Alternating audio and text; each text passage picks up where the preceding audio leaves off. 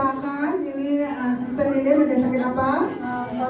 Beberapa hari. Sudah berapa hari? 5 hari? Ada Seminggu sakit batuk-batuk.